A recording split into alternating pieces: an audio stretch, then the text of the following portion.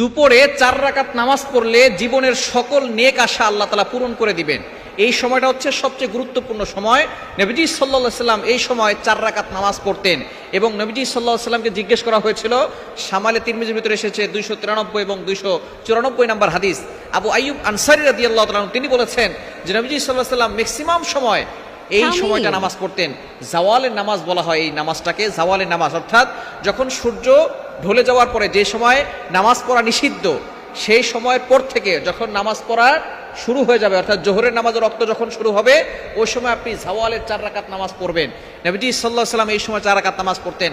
হযরত আবু আইয়ুব আনসারী রাদিয়াল্লাহু তাআলা তাকে জিজ্ঞেস করলেন, ইয়া রাসূলুল্লাহ, ইয়া হাবিবাল্লাহ, আপনাকে দেখি আপনি এই সময় নামাজ পড়েন, এই সময় কেন নামাজ পড়েন?